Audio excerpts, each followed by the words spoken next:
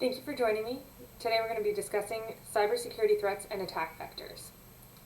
First, we need to discuss the difference between threats versus vulnerabilities. A threat is anything or anybody that can exploit a vulnerability or weakness within a system, and a vulnerability is the actual weakness or gap in the security program that can be exploited. Some examples of threats are insider threats, cyber terrorists, cyber criminals, and hacktivists. Some common vulnerabilities are race conditions, broken authentication, sensitive data exposure, among many others. Some types of system attacks will include XML attacks, SQL injections, overflow attacks, remote code execution, directory traversal, and privilege escalation. So let's talk about that for a little bit. XML attacks are when an attacker is targeting an application that parses or reads the data. If that doesn't have a great error checking or handling, then an attacker can use a weakly configured XML parser, which can lead to the disclosure of confidential data and denial of service. This is commonly going to be exploited by cyber criminals because it's a little bit more sophisticated. SQL injections are when a SQL query is put into an input text box that is supposed to be meant for a first or a last name. However, because there's not proper error handling of the data being input, then attackers can use this improper error handling to input SQL queries that can steal information from a database and return more information that is supposed to be returned. This is going to be a pretty sophisticated attack because it's going to be primarily attacking a database, so it's going to be carried out by advanced persistent threats. An overflow attack is when the amount of data that's submitted is larger than a buffer can handle.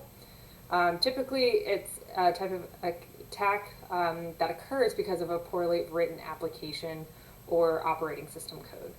This can result in an injection of malicious code, primarily either a denial of service attack or a SQL injection. This is also going to be pretty sophisticated, so it's going to also be handled by the advanced persistent threats.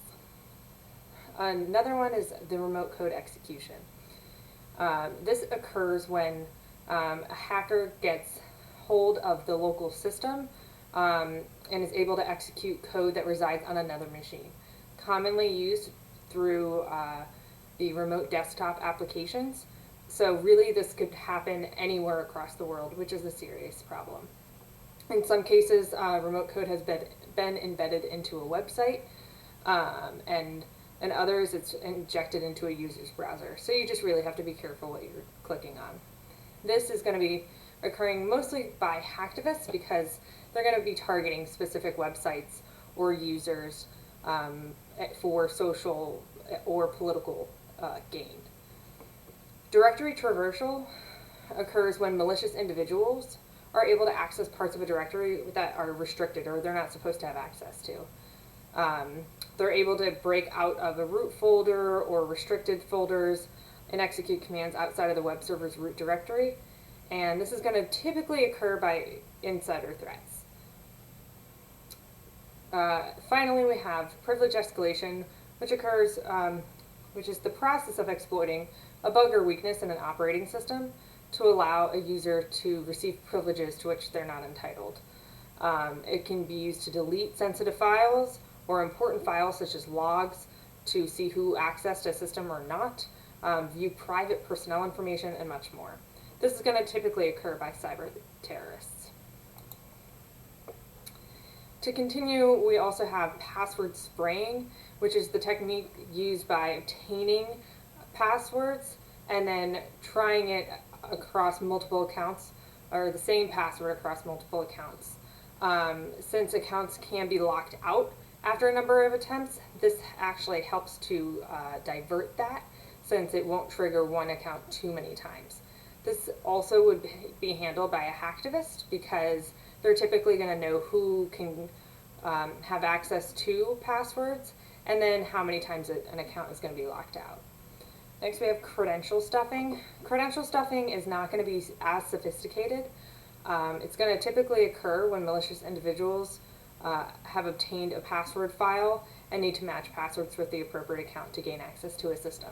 Because it's not sophisticated and they obtain the file that has the predefined passwords, it's going to probably be carried out by a script kiddie.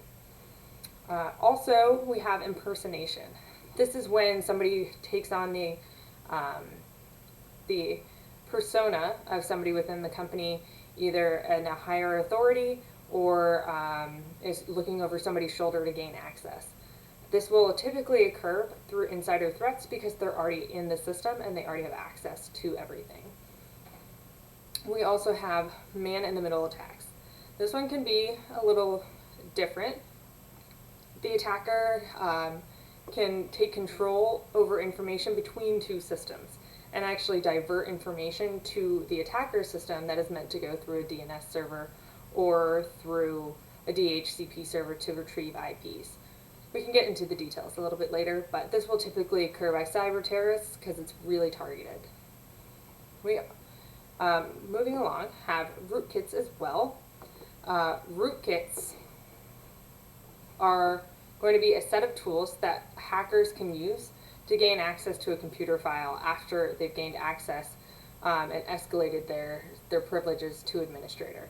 This way the hacker can put in backdoors and make sure that they're able to get into the system. This is going to be pretty sophisticated and organized, so it's going to be usually occurring through cyber criminals. We also have cross-site scripting. This occurs when an attacker locates a website vulnerability and injects malicious code into the web application. You can find a lot of these online and they're not super sophisticated all the time, so they're usually going to be carried out by script kiddies. And I missed one there, so we're going to go back and look at session hijacking. That is when an attacker places him or herself in the middle of an active conversation between two computers and then receives all the data that's sent to that computer. They already have the authenticated credentials because they stole them from between the two computers, and so this is going to be pretty sophisticated and they're going to have a lot of technical skills. That's why it's going to be carried out by a hacktivist. Let's dive a little bit deeper into who those threat actors are. Threat actors are going to be advanced persistent threats, anybody who is well-funded or highly motivated. This will typically be nation states and is always an external entity.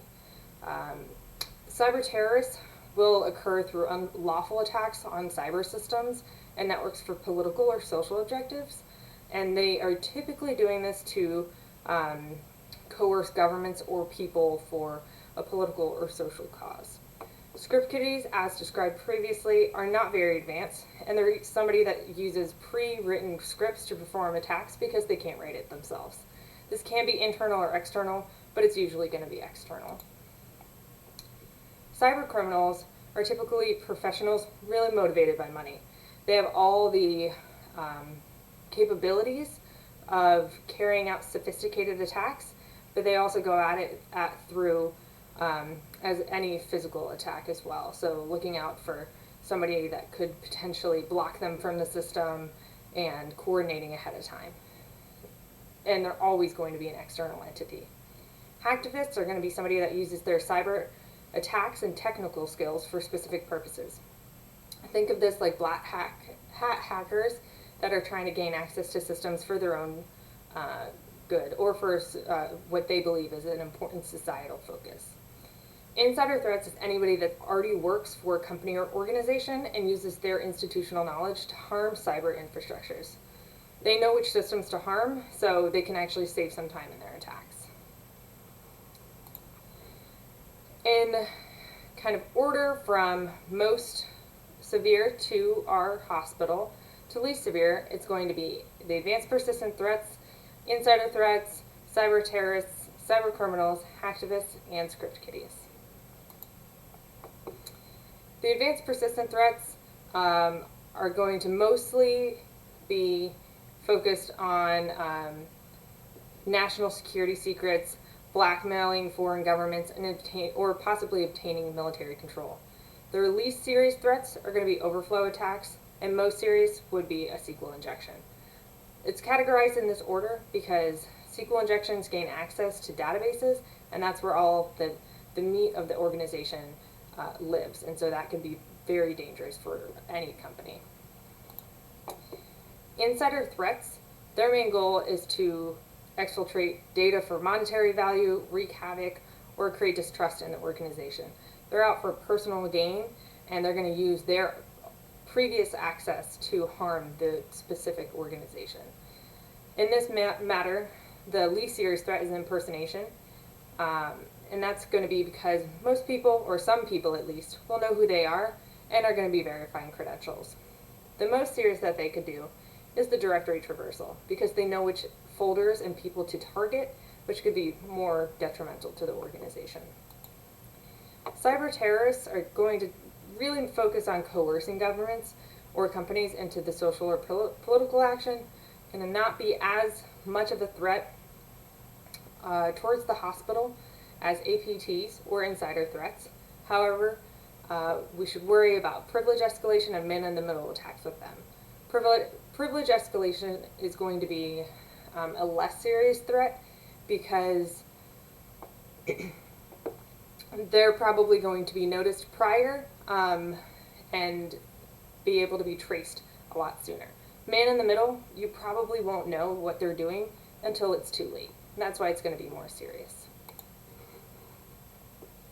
For cyber criminals, they're really just focused on monetary gain. So it's going to be a really targeted attack, and they're probably going to use something like XML attacks or rootkits. Rootkits are of course going to be more serious because they gain administrator access and create backdoors into sensitive systems. Hacktivists are going to try to pursue social change or a political agenda. I put them lower on the list because they typically are going to only target specific people or organizations, so it's less likely that they're going to target a large hospital. However, they do have the most common attack vectors that they're going to use, which would be the remote code execution, password spraying, and session hijacking. They have pretty sophisticated technical skills, so really all of these should be focused on, but in order from least serious, it will be remote code execution, the password spraying, and session hijacking. Script kiddies are the least worrisome of all attackers because they're really unsophisticated. They don't have a lot of technical skills, they're just trying to see what they can access. So they're going to try the credential stuffing, probably not make it too far, or they're going to try cross-site scripting. Cross-site scripting could do more damage, but it's still not going to be as serious as any of the other attacks in the long run. Please visit for more information or reach out if you have any further questions. Thank you.